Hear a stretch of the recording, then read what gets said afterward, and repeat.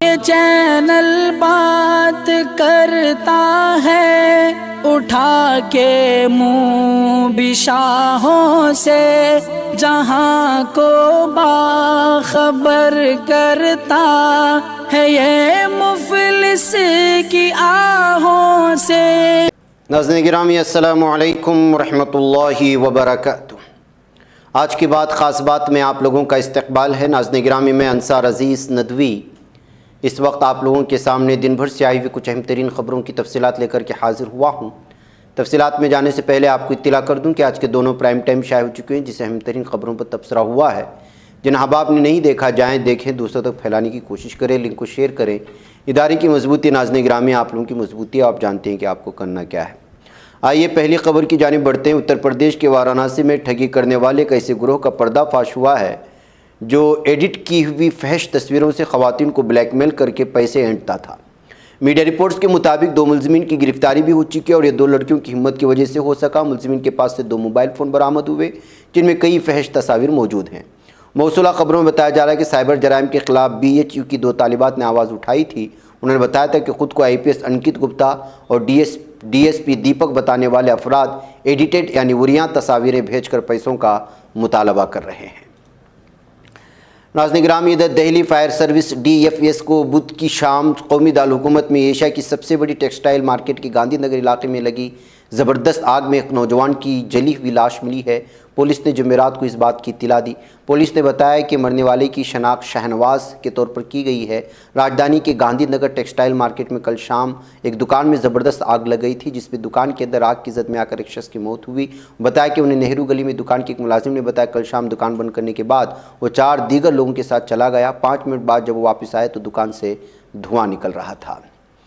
ناظرین گرامی ادھر اتر پردیش میں الہ آباد یونیورسٹی کے طلباء فیس میں 400% اضافے کی مخالفت گزشتہ 1 ماہ سے کر رہے ہیں۔ ان کا دھرنا و مظاہرہ ہنوز جاری ہے۔ جانکاری یونیورسٹی کے افسران نے دی ہے۔ بتایا جاتا ہے کہ طلباء اور ضلع و یونیورسٹی انتظامیہ کے درمیان ہوئی میٹنگیں ابھی تک بے نتیجہ ثابت ہوئی ہیں۔ ناظرین گرامی یوسف شریف عرف KGF بابو نے بتایا کہ چکپیٹے اسمبلی حلقے کے غریبوں، پسماندہ طبقات و ہونہار طلباء کی امداد کے لیے انہوں نے اپنے صرفہ خاص سے مالی امداد کا سلسلہ شروع کیا۔ اس درمیان حلقے کی رکن اسمبلی سمیت کئی سیاسی رہنماؤں نے ان سے اس کام میں رخنہ ڈالنے کی مسلسل کوشش کر رہے ہیں۔ KGF بابو نے اس موقع پر بتایا کہ اس کی کڑی کے طور پر حلقے کے سابق رکن اسمبلی RV دیوراج نے خلاصی پارلم پولیس اسٹیشن میں شکایت درج کر کے مطالبہ کیا ہے کہ ان کی جانب سے روزانہ جو غریب، لاچار، بیواؤں اور مختلف قسم کے حالات سے دوچار غریبوں میں جو چیک تقسیم کیے جا رہے ہیں ان پر روک لگائی جائے۔ اس سلسلے میں حلقے کے افراد نے کہا کہ انہیں KGF بابو کے ذریعے امید کی کرن جاگی تھی کہ ایک رہنما جو مشکل گھڑی میں کام آ رہا ہے لیکن اس کے خلاف بھی شکایت درج کر کے اگر پولیس نے چیک کی تقسیم پر روک لگا دی تو غریبوں کا بہت بڑا نقصان ہوگا۔ انہوں نے بتایا کہ جنہوں نے امداد پر روک لگانے کا مطالبہ کیا ہے وہ خود کسی کی امداد نہیں کرتے لیکن اب مدد کرنے والوں کو بھی روک رہے ہیں۔ یہ کہاں کا انصاف ہے؟ چکپیٹے اسمبلی حلقے کے عوام نے بتایا کہ KGF بابو نے اب تک 16,000 سے زیادہ چیک تقسیم کیے اور مورخہ 6 اکتوبر کو بھی 430 چیک تقسیم کیے گئے۔ اس سلسلے میں KGF بابو نے کہا کہ انہوں نے جذبے خدمت خلق کی نیت سے حلقے میں مالی امداد کی ہے لیکن اس میں چند افراد رخنہ ڈال رہے ہیں اور اب RV دیوراج نے تو باقاعدہ پولیس میں شکایت بھی درج کر دی۔ اب حلقے کے عوام خود فیصلہ کریں گے کہ کون ان کے حق میں اور مخالفت میں۔ اس کا جواب آنے والے اسمبلی انتخابات میں دیا جائے گا۔ تو ناظرین گرامی اس طرح سے اچھے کام کرنے والوں کو بھی کس طرح ایک ہی پارٹی کے لوگ روکتے ہیں اور رخنہ ڈالتے ہیں، اس کی تازہ مثال جو ہے آپ اس سے لگا سکتے ہیں۔ ناظرین گرامی ادھر خبر آ رہی ہے کہ عام لوگوں کی بڑھتی ہوئی آلودگی سے بچانے کے لیے 1 اکتوبر سے دہلی NCR میں GREP یعنی کہ گریڈڈ ریسپانس ایکشن پلان کا نظام لاگو کیا گیا ہے، لیکن غازی آباد میں اس کے اصولوں پر سب سے کم عمل کیا جا رہا ہے۔ غازی آباد گزشتہ 1 ہفتے میں ملک کا آلودہ ترین شہر رہا اور اس کے AQI ایئر کوالٹی انڈیکس نے تمام اضلاع اور شہروں کے AQI کو پیچھے چھوڑ دیا ہے۔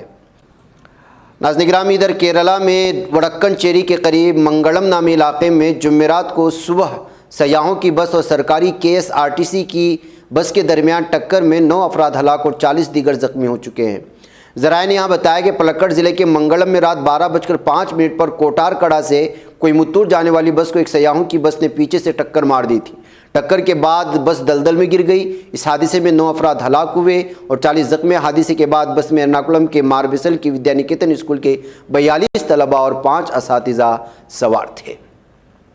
ناظرین، آل انڈیا مجلس اتحاد المسلمین نے بدھ کے روز تلنگانہ کے وزیر اعلیٰ چندر شیکھر راؤ کے ذریعے تلنگانہ راشٹر سمیتی کا نام بدل کر بھارت راشٹر سمیتی کے کیے جانے اور قومی سیاست میں قدم رکھنے کے فیصلے کا استقبال کیا۔ حالانکہ بی جے پی نے اس قدم کو چندر شیکھر راؤ کی جرأت کو بیجا قرار دیا ہے۔ ناظرین، ہندوستان میں تہواروں کی اپنی ایک اہمیت ہے۔ لوگ تہواروں کا بے صبری سے انتظار کرتے ہیں۔ لوگ تہوار کی خوشیاں منانے میں مصروف ہیں، لیکن میرٹھ میں ایک ایسا گاؤں ہے جہاں دسہرے کا نام آتے ہی گاؤں میں ماتم چھا جاتا ہے۔ یہاں دسہرے کا تہوار آتے ہی گاؤں میں مایوسی پھیل جاتے ہیں۔ اس دن گھروں میں چولہے نہیں جلتے۔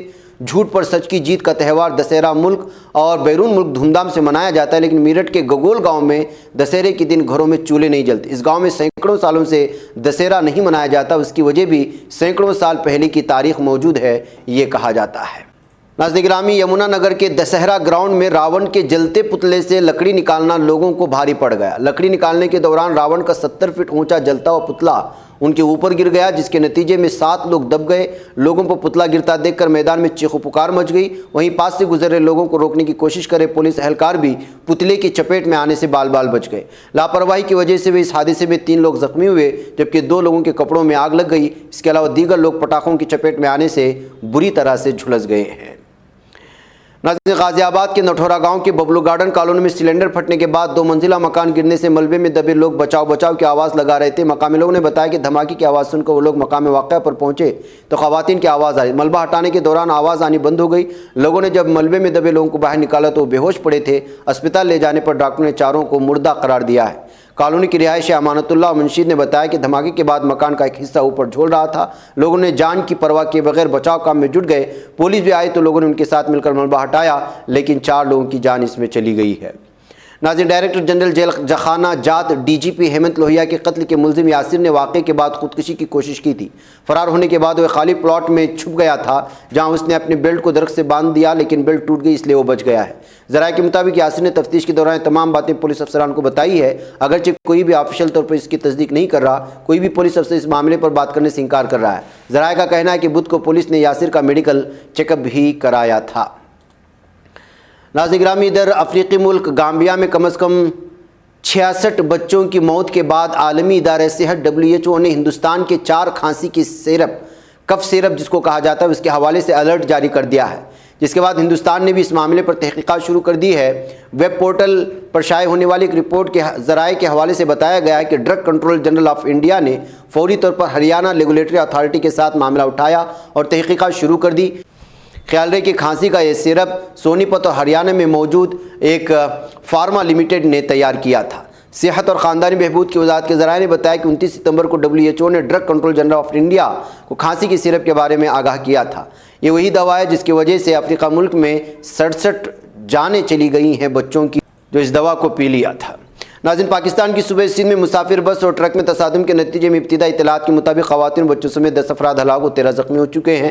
قومی میڈیا رپورٹس کے مطابق صوبے سندھ کی ضلع سان میں پنجاب سے کراچی جانے والی مسافر بس ٹرک سے ٹکرا گئی تھی۔